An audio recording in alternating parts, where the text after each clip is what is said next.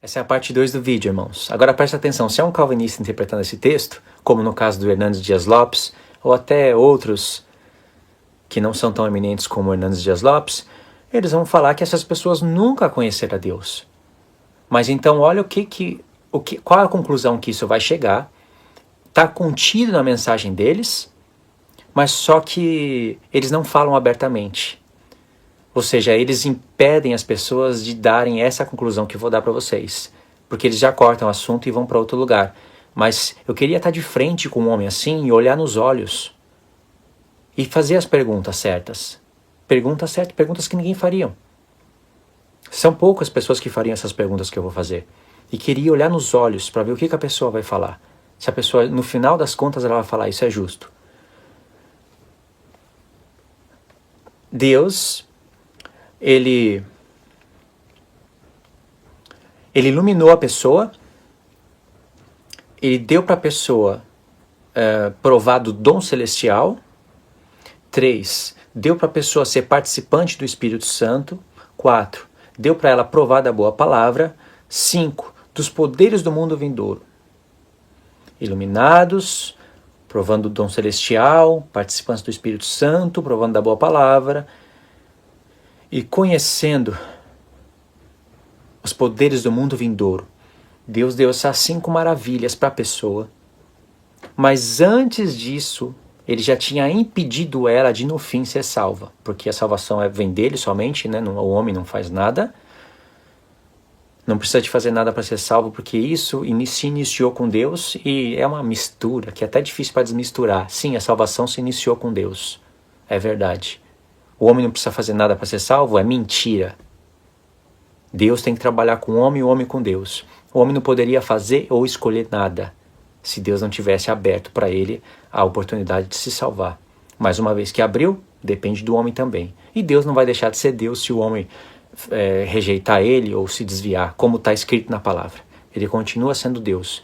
Se você escuta aí que Deus não seria mais soberano, mais poderoso, porque Ele quer salvar e não consegue, essas colocações que vai penetrando na mente das pessoas que estão aí, voando pelo mundo, sabe? Que estão mais ligadas no seu trabalho, nos filmes, no seriado, em passeio, em sair, escuta qualquer lorota e acredita, isso engana essas pessoas. Pessoas que estão estudando não se engana com esses argumentos, não.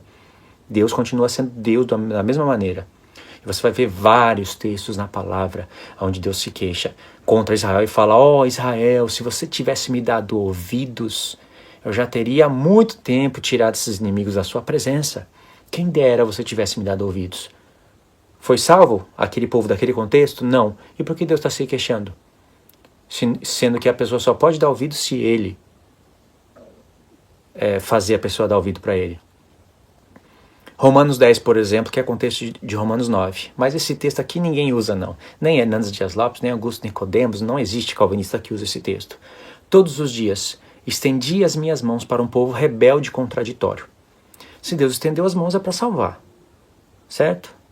Estendi a minha mão. Aí Paulo usa isso para fazer um contraste com gentios.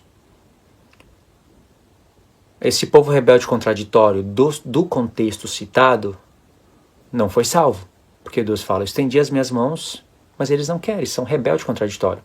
Se Deus estendeu as mãos, é para salvar.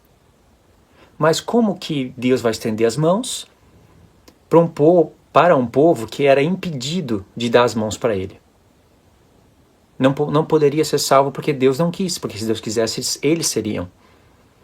O rebelde contraditório na história é Deus, não é o povo, se isso fosse assim. Mas como Deus está dando testemunho que Ele estendeu as mãos e o povo não quis, porque o povo é rebelde, contraditório, então Deus pode falar isso e se queixar contra o povo dele. Agora, na linha calvinista, isso não faz o menor sentido. Vocês entendem? Então aqui, Deus deu para a pessoa ser participante de todos esses pontos, mas não quis salvar ela. Na verdade, essa pessoa nunca conhecia a Deus. Como uma pessoa, aqui só pegando um ponto, participante do Espírito Santo, porque é através do Espírito Santo que ela recebe todas essas outras bênçãos.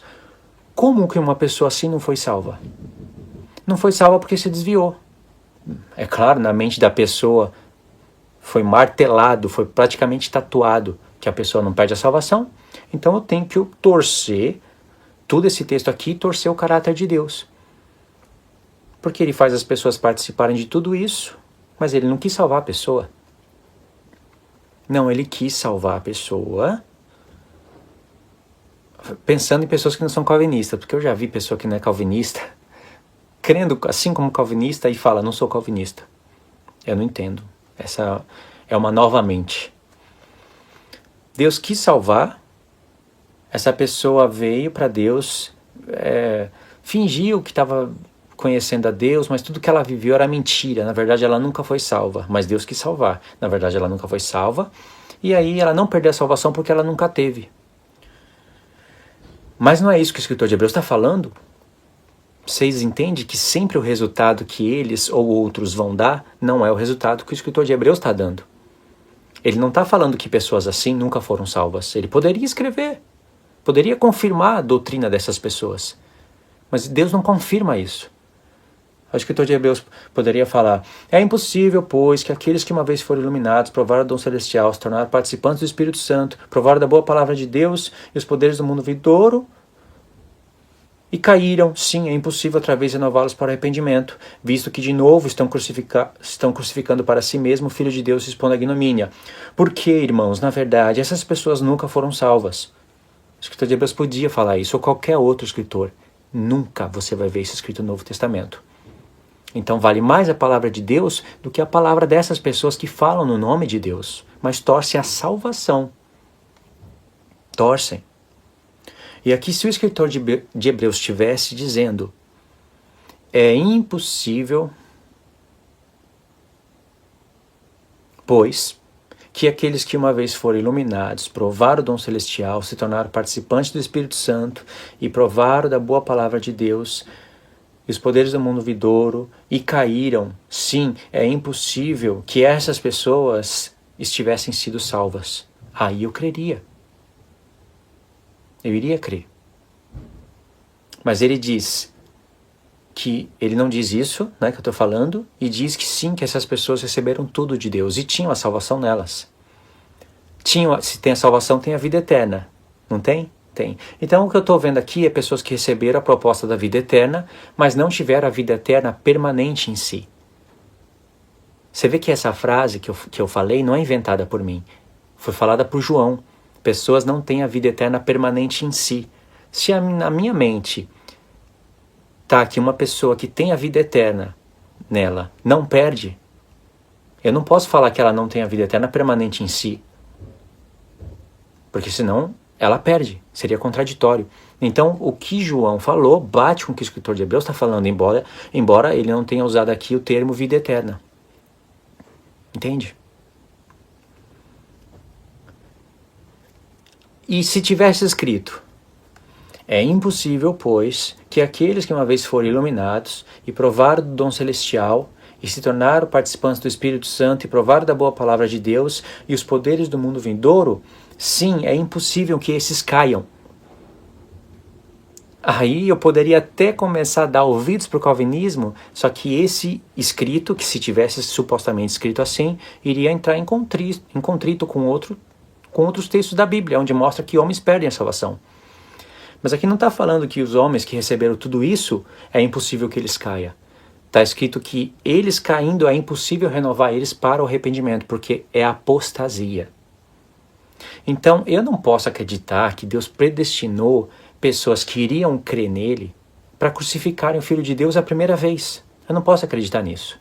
Sim, é um plano feito por Deus, foi profetizado nas Escrituras, mas não foi Deus que fez o homem crucificar o Filho dele, sendo esse homem uma pessoa que iria crer. Isso não foi. Então, se é impossível de eu acreditar que Deus predestinou pessoas para crucificarem o seu Filho uma vez, quanto mais a segunda, como o escritor de Hebreus fala aqui. Esses crucificam de novo o Filho de Deus, a segunda vez. O expõe como maldito. Eu não acredito que Deus predestinou um grupo, algumas pessoas, né, nesse contexto aqui, até nos dias de hoje, que rejeitam a fé e tudo, para crucificarem duas vezes o Filho de Deus. E aí, irmãos, vem o verso 7.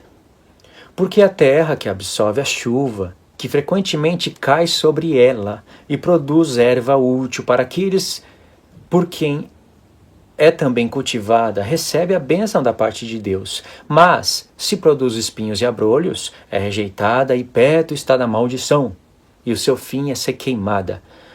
Essa simbologia que o escritor de Hebreus está usando é baseada na festa, nas festas de Deus. Porque ele não está tirando isso de qualquer contexto. Chuva que cai sobre a terra e produz frutos, da onde saem as primícias, as quais é o povo de Deus. Cristo, as primícias, depois os que são de Cristo na sua vinda, mas os cristãos são chamados de primícias. A plantação de Deus está nos profetas, está no Novo Testamento. Essa linguagem é iluminada pelo escritor de Hebreus, baseada nas festas, ainda mais sabendo que ele está falando das festas, pelo menos da festa da expiação, na carta toda. E ele está falando porque a terra, que era o homem, o coração do homem, que absorve a chuva, que frequentemente cai sobre ela, que manda a chuva é Deus, é a figura do Espírito Santo. A semente é a boa palavra que ele falou antes. E produz erva útil para aqueles que por ela é cultivada. As pessoas que cultivam a terra que estava cultivando, era o escritor de Hebreus, eram os outros. Deus dá a semente que é a palavra, eles plantam, eles semeiam, aí Deus manda a chuva que é o Espírito Santo, aí eles começam a cultivar a terra. Se essa terra produz erva boa, recebe a benção de Deus, mas se produz espinhos e abrolhos, mesmo tendo a semente, a chuva, a cultivação, é rejeitada e perto está da maldição e o seu fim é ser queimada. Você acha que Deus faria isso com homens? Que iriam crer, iriam produzir bons frutos, mas Deus não quis, impedindo eles de frutificarem, só para ser queimado no fim? Então isso pode ser qualquer tipo de... Nem no Alcorão tem mensagem semelhante tal. Nem no Alcorão. Então, irmãos, qual é o texto que eles buscam para torcer esse daqui? Uma coisa clara. Qual é o texto? Eles vão buscar João, vão buscar fragmentos das cartas de Paulo para torcer uma coisa clara. Eu vou continuar esse vídeo numa próxima oportunidade, fazendo a ligação dos links, porque está batendo o horário aqui, está batendo o próprio horário de eu sair, também eu tenho que sair, mas eu vou ler numa próxima oportunidade o que João disse, sabe? Eles saíram do nosso meio, mas não eram dos nossos, porque se fosse dos nossos, permaneceriam aqui com a gente. Uma coisa tão clara, tão óbvia, não tem nada de complexidade, e esse texto jamais pode ser usado para torcer esse daqui de Hebreus. Jamais. E além do mais, a pessoa tem que pegar esse texto de João, cortar, fazer uma edição, tirar o pano de fundo, não explicar o porquê que João está falando aquilo, e levar para cá, para tentar fazer o escritor de Hebreus falar coisas que não estão escritas, mas poderiam estar se ele tivesse uma mente calvinólatra. Se ele tivesse uma mente em trevas, como pessoas que vêm aqui e torcem o texto, tem. Tá certo? Então é isso daí, irmãos. Vou finalizar o vídeo, estou com um pouquinho de pressa, mas deu para entender perfeitamente, né? Deu para entender o horror que é a mente de uma pessoa que vai ler a Bíblia assim. Se não entende isso, vai entender assuntos escatológicos como? Tá certo? Então é isso daí. Fiquem na paz de Cristo. Deus abençoe. Compartilhe esse vídeo aí, que compartilhando esse vai compartilhar os outros. Não esquece, estudo lá no canal do Irmão Israel, Romanos 9, e também no meu canal, Romanos 9. Os links vão estar na descrição. Deus abençoe. Fiquem na paz de Cristo.